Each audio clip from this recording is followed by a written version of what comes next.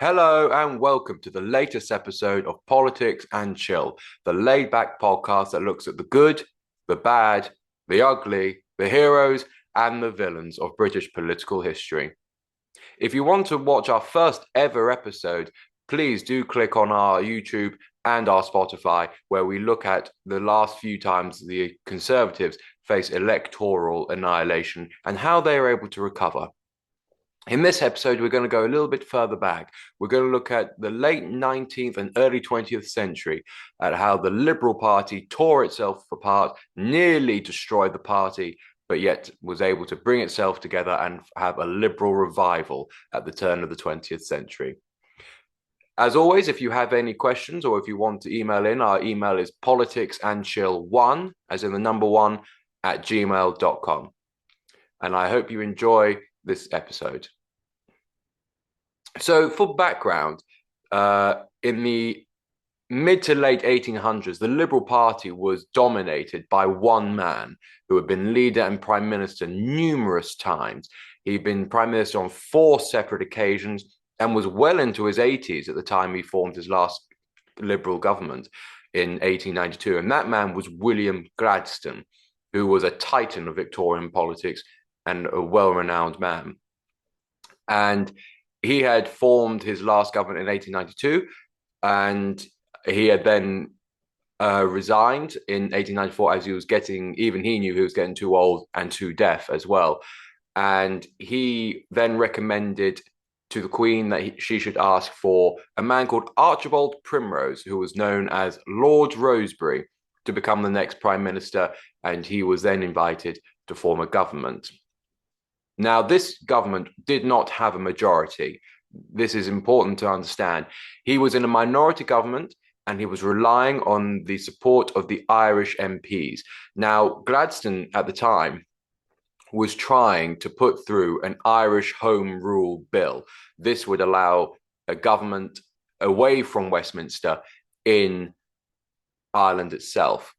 Now, we obviously have this now where we have the Stormont, however, that's in Northern Ireland. But this was before Ireland split into two and became the Northern Ireland and the Republic of Ireland.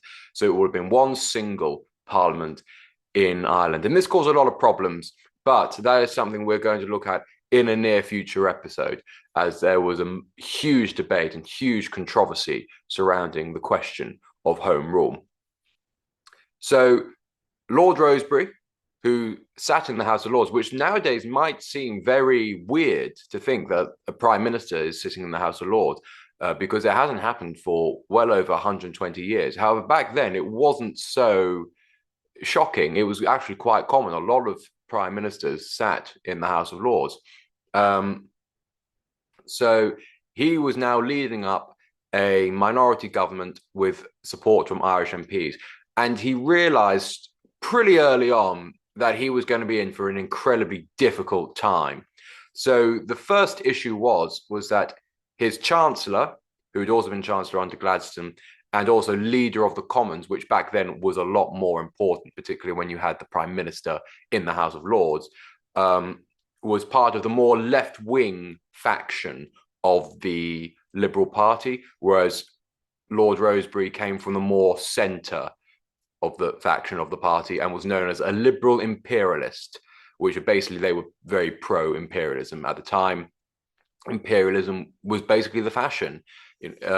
Britain had its empire, was one of the largest empire in the world, and we had the scramble for Africa, which is where the European countries had a conference and basically drew up Africa among themselves and said, okay, Germany, you can have this bit, France, you can have this bit, we'll take this bit.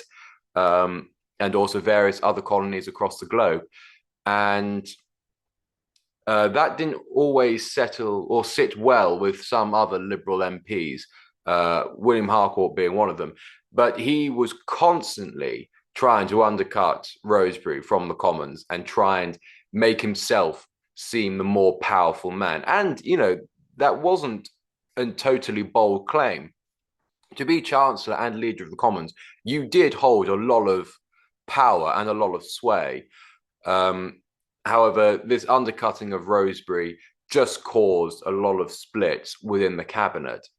And what also didn't help was William Gladstone stayed on as an MP after resigning, and he constantly spoke out from the backbenchers against Rosebery and his policy, particularly over whether Britain should intervene within the Armenian crisis. And this just led to even more deeper uh, rivalries and splits within the party. There are also disagreements over the expansion of the naval fleet. At the time, Germany were going on a huge expansion of its military, particularly its navy. Britain had been famous for its navy. It had Pax Britannica, which is where it took the second and the third largest navy, combined them, and said we need to have double what those two navies combined are. And they had total domination of the seas for almost a century. They really had cemented it after the Battle of Trafalgar in 1805, when the Royal Navy off the coast of Cape Trafalgar was able to sink most of the French and Spanish fleets, which stopped the threat of invasion from Napoleon. A third issue for Lord Rosebery was the very house that he was sitting in, the House of Lords, because they were completely dominated by conservative lords. And back then, they were able to completely vote down bills. It's not like now where they can only delay a bill for a year and then it can just get passed through anyway after a year. And back then as well, there were a lot more hereditary peers. When Tony Blair came in 1997, he set about to cut back the amount of hereditary peers to 92, which is how it currently stands, although Keir Starmer is looking to completely do away with the hereditaries in the next few years.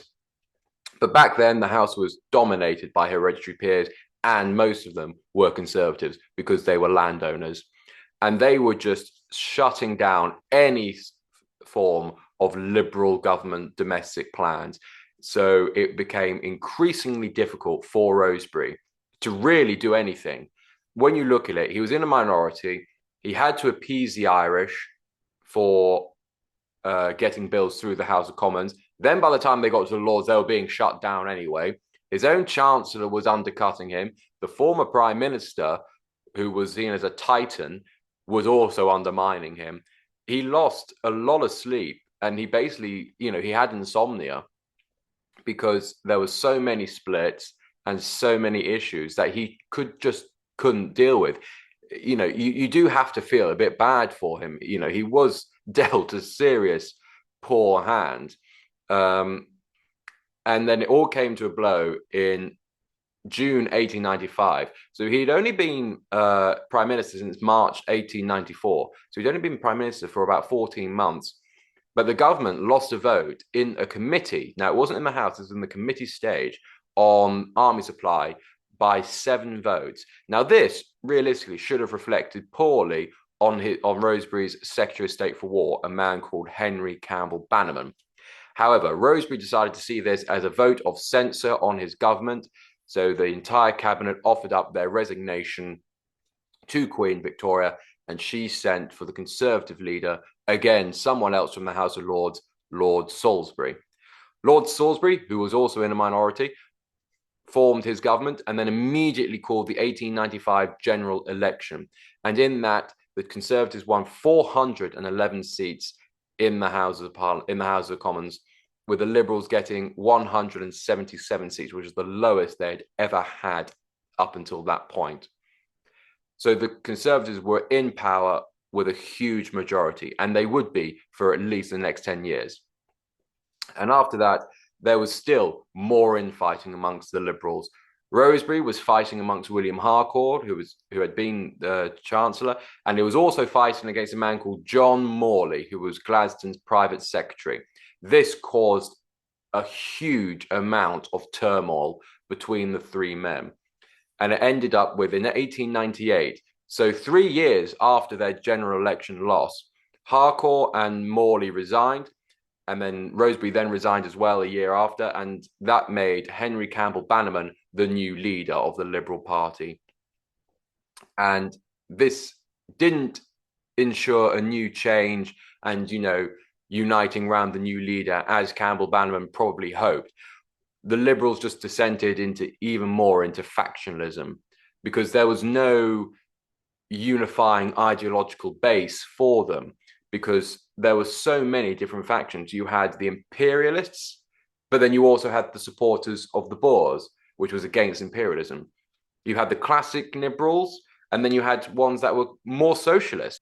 You had the pacifists, then you had the pro-military, you had the suffragettes, and then you had the anti-women's suffrage. You had the Protestants, and then you had the nonconformists. So the liberal in the early turn of the 20th century, the liberals were just an amalgamation of hypocritical factions with a leader, and it made it incredibly difficult to rule it, and it really didn't instill the public with any sort of hope or desire really to vote for them. So in 1899, you had the start of the Second Boer War, and this nearly destroyed the Liberal Party because it split into two factions: the pro-imperialists. Some of the heavy hitters in that were Herbert Asquith, Richard Haldane, and Charles Grey. And then you had the anti-war liberals, people like William Harcourt and John Morley and David Lloyd George. They couldn't agree on a single unifying policy. And this really reflected it in the 1900 election result. So 1895 was the previous election. The Liberals had done terribly with 177 seats. And 1900 had been 5 years after that. So Robert Cecil, Lord Salisbury, felt it was time to go ahead with it and call an election. This election in 1900 is known as the khaki election because the British Army had just brought in the dark khaki uniforms that were more camouflage. They were moving away from the bright red coats that we had seen for centuries before.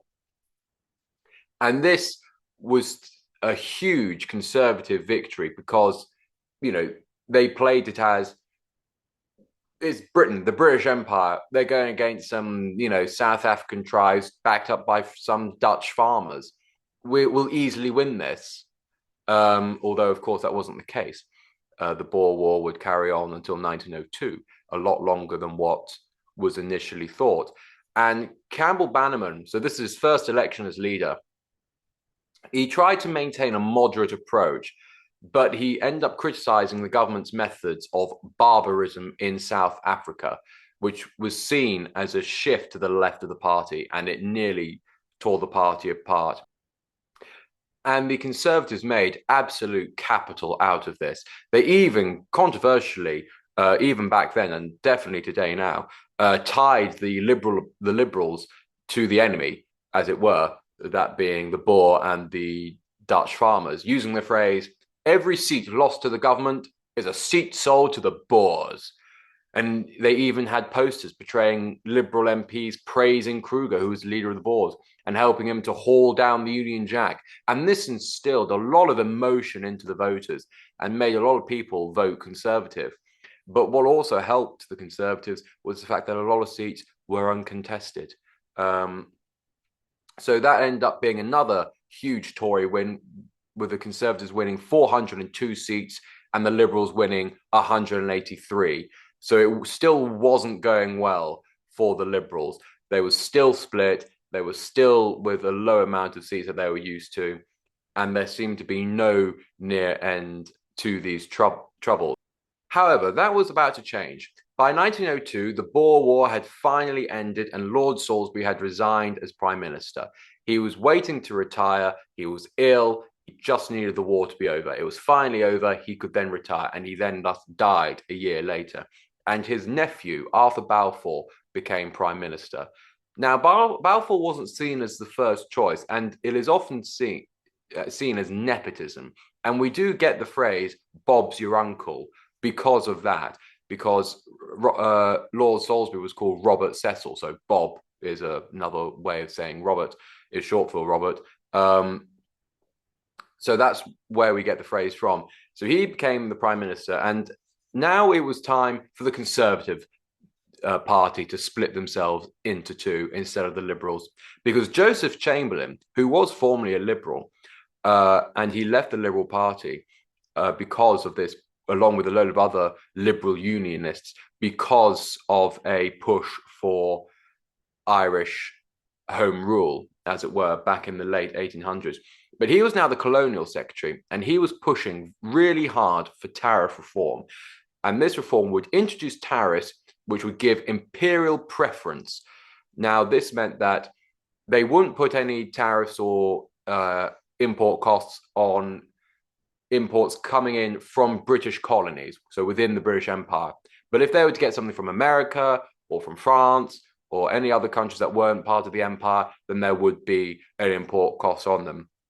And the reason for this was he wanted to combat the global shift towards the German Empire and America. However, there was a huge worry that this would increase prices on imports such as bread. But what we also have to look at was, since the Victorian era, free trade was seen as the way of the world.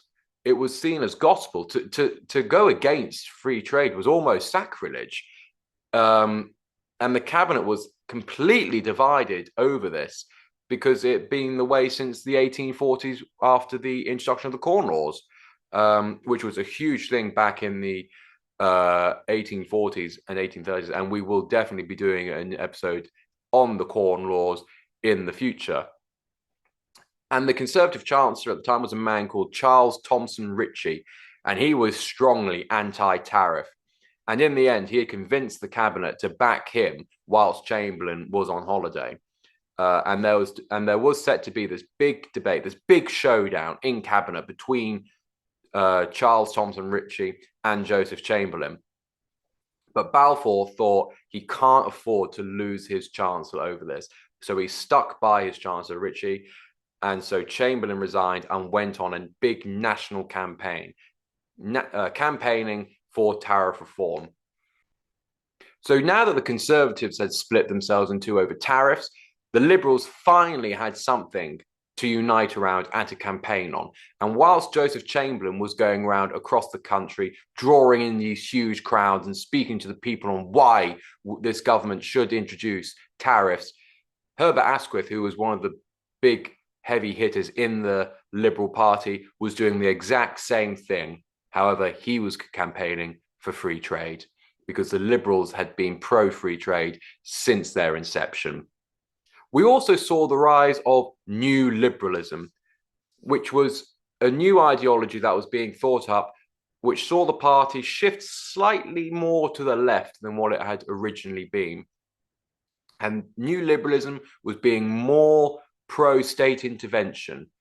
It was ensuring that it guaranteed freedom by removing obstacles from it, such as poverty and unemployment. Because what we have to look at was, whilst Britain in the late Victorian era and the early Edwardian era was at the full might and power, had the British Empire backing it up, was incredibly strong, for most people, it was an awful time. There was abject poverty.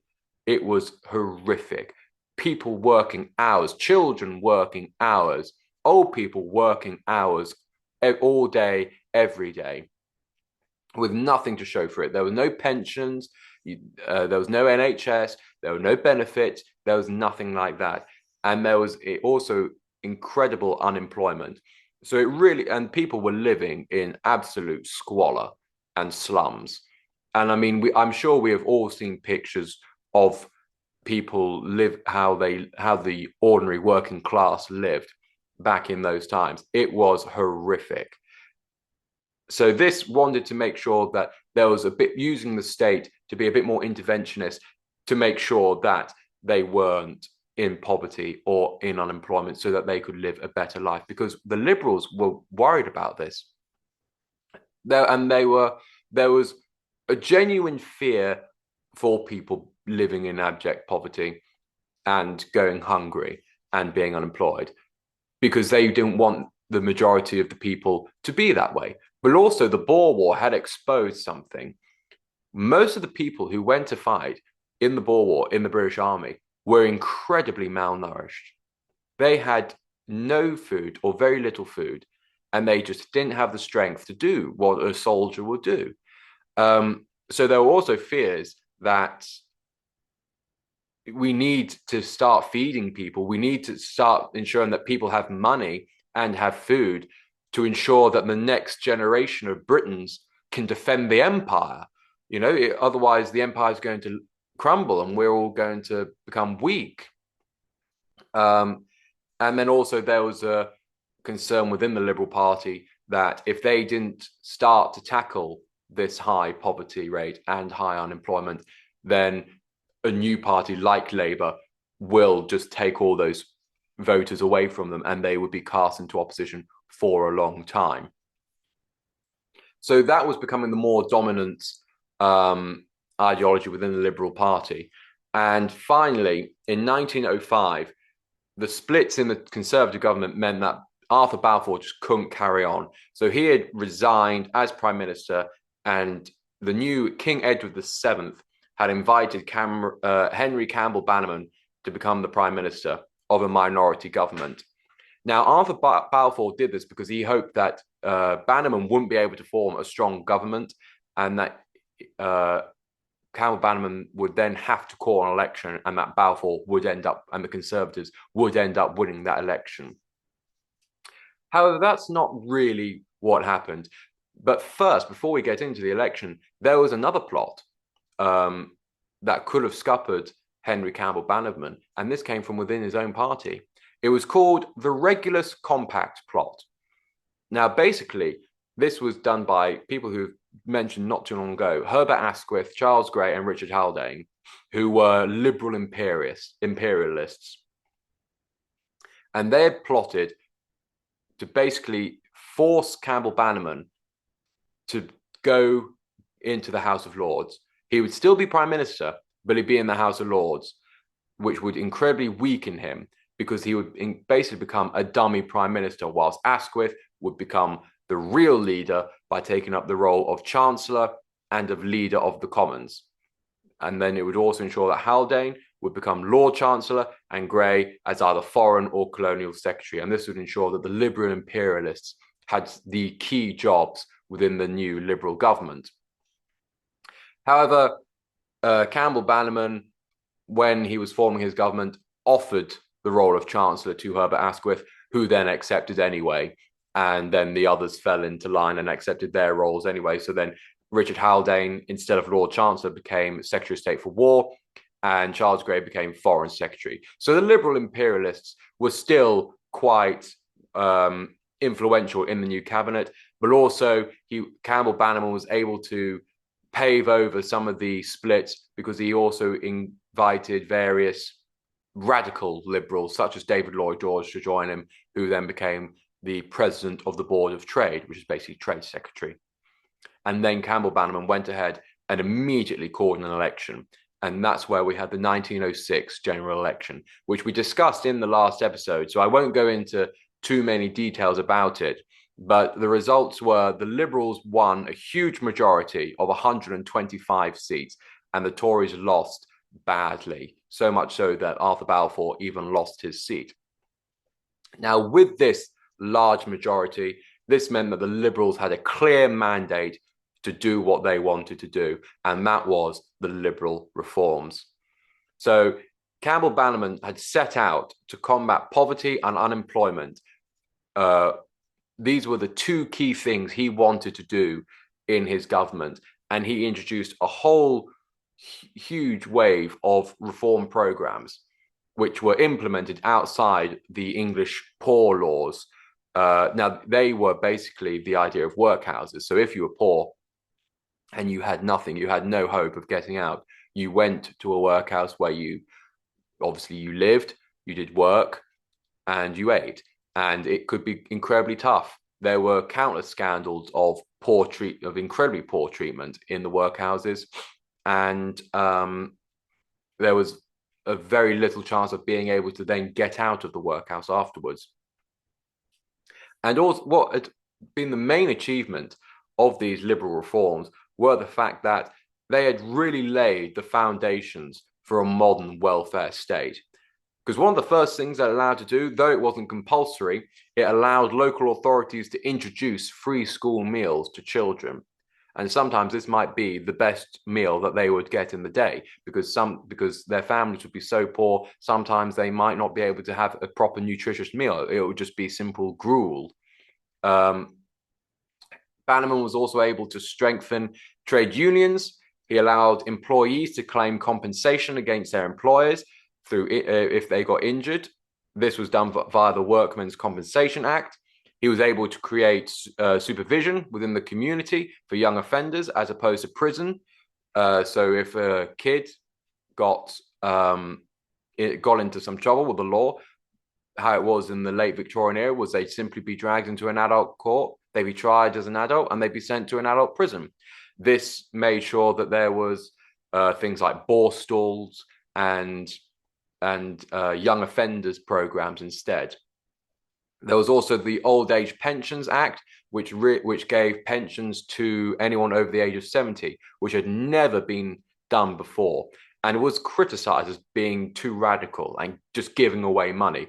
Whereas obviously now we see that as common, and the retirement age isn't even 70. It's I think it's currently 65. And the amounts were small. It was 5 shillings a week for a couple, but it was better than what they were ever going to get before. And it was a first, they didn't, because back then they would have to just work. They worked until they died, or they'd have to be supported or go to the workhouse. There was also the Children and Young Persons Act. This imposed punishment for child neglect, and this also helped to set up the juvenile courts. And you now couldn't sell tobacco or alcohol to kids. So right up through the 1800s, any kid, 14-year-old or anything like that, could go into a shop and buy a bottle of rum or a bottle of whiskey or a bottle of beer, anything like that. So long as he had the money, he could gladly buy it.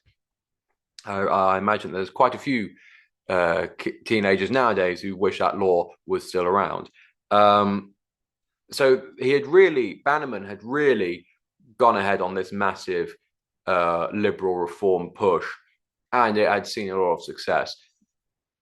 It really did make a more caring society and allowed for poverty to go down and unemployment to go down. However, not everything was going well for Campbell Bannerman.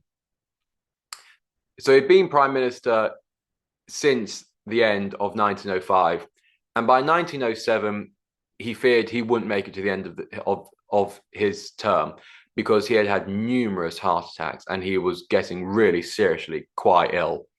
And he did end up resigning on the 3rd of April in 1908. He was still living in Downing Street at the time, where he died on the 22nd of April, so just a couple of weeks after. And he is the last Prime Minister to die in Downing Street. He was still there because he was still going to make arrangements for his moving once he had gotten over his illness. But sadly, he was never able to. So he had thus resigned as Prime Minister, and Herbert Asquith became the new Prime Minister of a Liberal majority government. So I hope you have enjoyed this episode looking at the Liberals and how they tore themselves apart and were able to bring themselves back.